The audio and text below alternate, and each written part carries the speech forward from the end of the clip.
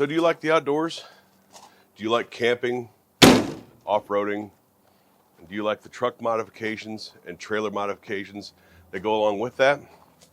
Well, won't you join me in my journey of making this 6x12 Pace trailer and the modifications I am doing to my truck for off-roading, camping, overlanding, things like that. This is Matt's Off-Road and Outdoors.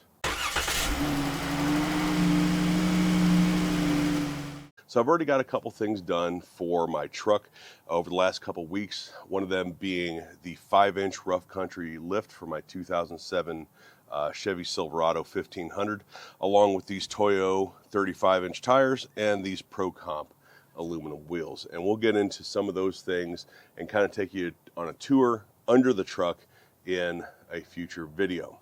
We're going to talk about how my headlights went from dingy, faded, cloudy front original headlights like this to headlights like this. How I replaced and changed the entire attitude of the front of my truck from this old, dingy, beat up original grille to this one right here.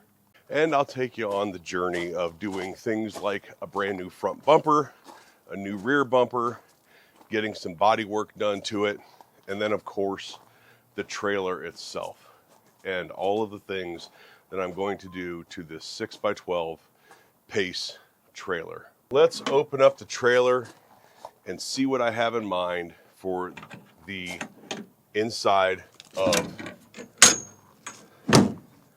this thing right here. All right, so please excuse some of the camera wobble. I do have you on a tripod in here and I don't have stabilizers on this yet. I've done virtually zero work to this trailer thus far. I have it all opened up for you right now, and let's talk about what I'm going to do to the front end of the trailer, what I have in mind. And what I'm really hoping for is to get some back and forth, maybe even some feedback from you guys that are a little bit more familiar with doing this sort of thing, and where I'm screwing up, wasting money, or otherwise doing something that probably isn't going to hold up or whatever in an application like this. So you can see I have all this taped off right here right now. Here I have in mind like a 20x24, 20x23, something like that window in the front end here. And as you can see here, I have this taped off down here and up through here. This is going to be sort of a countertop bench.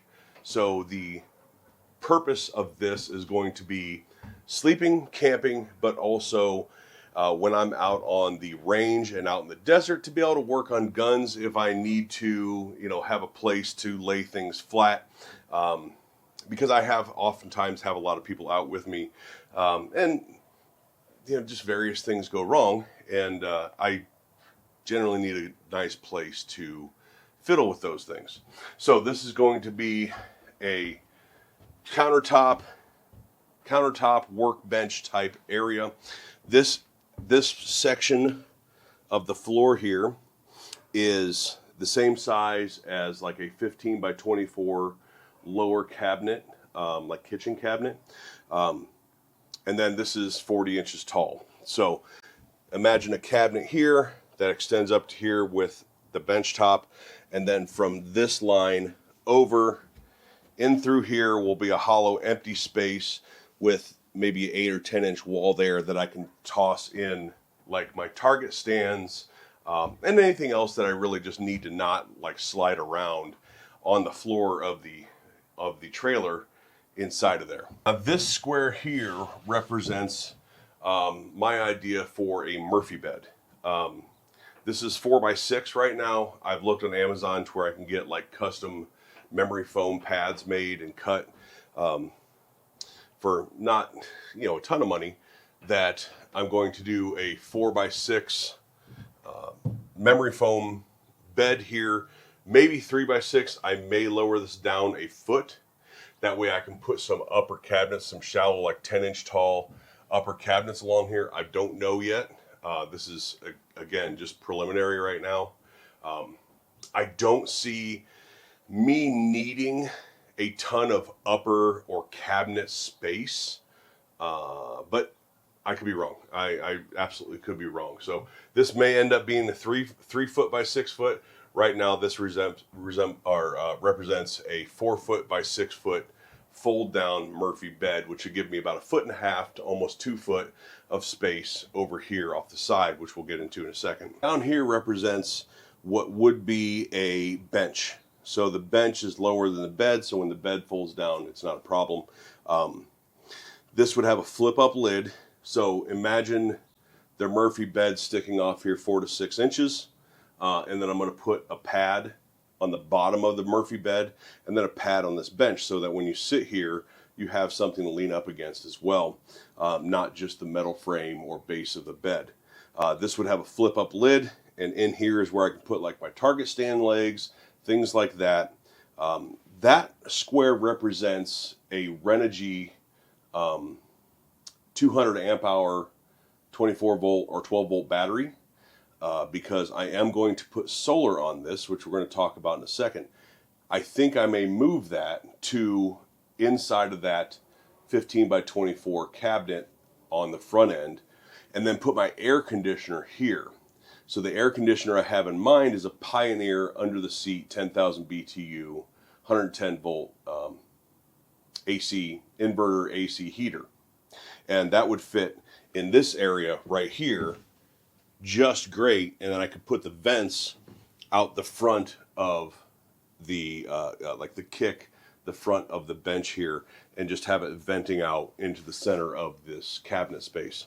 Now on the opposite wall of the bench, so the bed is over here, bed and bench are over here, you're currently sitting, the tripod is currently sitting at the corner of the L-shaped bench top. So I'm thinking a TV mount here. I'm probably going to do like a 24-inch flat screen TV, because I am out for a day or two at a time. So this I'll be sleeping in here for at least one night, if not 2 nights. I do enjoy watching Netflix and YouTube and things like that when I am out camping, and sometimes it just gets a little small on the cell phone. So some sort of a mount, an articulating arm mount with a TV on it, and then I would use Velcro strips or something to lock it down during travel when I put it away. So that is sort of the basics layout of the interior of this. I'm going to put 12 volt puck lighting in the ceiling, probably 2, 4, 6 here, 2 in the front, skip a row, right? So 12 volt, like the 3-inch puck lighting or something in the ceiling. Again, I think I'm going to run solar panels on the roof, probably a couple 200 or a couple 100 or 200 watt solar panels on the roof of this. And I'm thinking about going with Renogy for everything. Let me know if you have better or other suggestions. I have Renogy on my truck already. I have a solar charger and an inverter, or charge controller and an inverter on my truck that I would travel with a single solar panel and an auxiliary battery. But on this, I think I want to make this sort of self-sustaining, right? I will be insulating the walls, so that is one of the first big projects we'll do to this for the camera, is tearing out the walls, insulating them, and reattaching them. For wall material, I'm going to put this 3/8 back up and then probably line it with ABS, FRP, or Kydex wall covering, get it glued up there really well. And then for the ceiling, I'm going to insulate the ceiling. I'll put quarter-inch plywood on the ceiling, and then I'm going to do vinyl, lengthwise, I'm going to do vinyl soffit. So if you live in the Midwest and you do siding to your houses, the vinyl siding and soffit to your houses, you know what I'm talking about. Down here in the Southwest, nobody knows what siding is. It's plastic. It melts off of houses here. But do the 4-inch lap vertical vinyl soffit for the ceiling with that extra half inch of insulation in it. So I'll actually have about 1.5 inches of insulation in the ceiling and 1 inch of insulation in the walls. And one of the things about this trailer that I do like is that it already comes with an RV style handle, not one of those latches that somebody can actually lock you into your trailer like on the back door. So it already has an RV style handle. I'm not sure about insulating the door yet. This door seems to be riveted together instead of screwed together like a lot of RV doors that I've worked on. So I may not insulate the door. If I do, I'm drilling rivets and then trying to find screws that fit those rivet holes or skip rivet holes and things like that. Which on the face panel here isn't a big deal because this has a bar here and a bar here, nothing in the middle. Like I can feel that this 1/4 inch ply or whatever they're using sinks in. So I can feel the bar here. I can feel the bar here. There's a place that I can put a window here if I want to, without getting into the structure of the door. But as far as taking the door apart, to get to be able to insulate it, there's all of these what I think are rivets in here. They look like a Torx bit, like a star Torx bit, but Torx bit doesn't fit them. So again, maybe somebody out there has an idea of what fits these, if these are rivets or if they are screws with just some sort of a special head. Now to the exterior of the door here, I do want to put feet or maybe even carry something in the beginning where I can level this out when I park in order to have kind of a porch, so to speak. If not, I have seen people use some fold down legs off the corners of the outside, and they'll flip them down, and then when you put the door up, they just flip up against the back of the door. Now another thing I'm going to be doing is an axle flip to this. So by axle flip, what I mean right now is the axle tube of this trailer is on top of the leaf spring. So the leaf spring's like this up to the frame, and the axle is on top of it.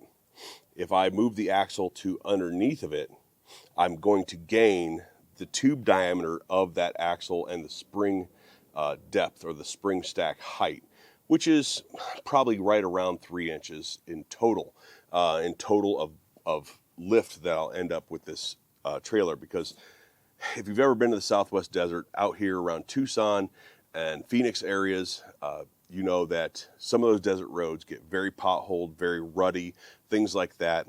And I almost bottom out the back end of this coming out of my driveway as it is. So I just want a little bit more underneath clearance for some of those rutted up dirt roads out in the desert.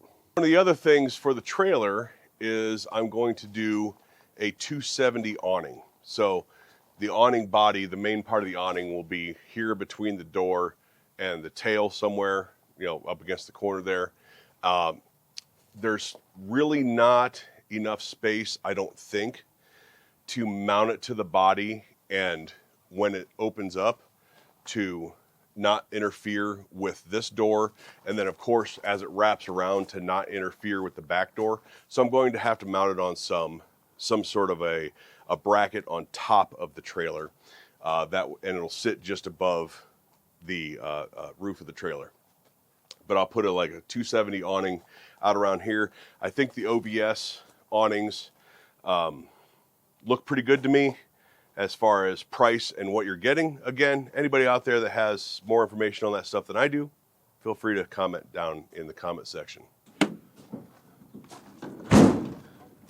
So, if this all seems like something you're interested in, I certainly would appreciate you subscribing, hitting that notification bell, and hitting all notifications to make sure you get notified from YouTube. Again, leave all the comments you can down below, especially if you know more about this stuff than I do, because I'm going into this not completely new. I have a background in fabrication, welding, construction, things like that. So I've done remodeling, house remodeling before, and I've done some remodeling on RVs before.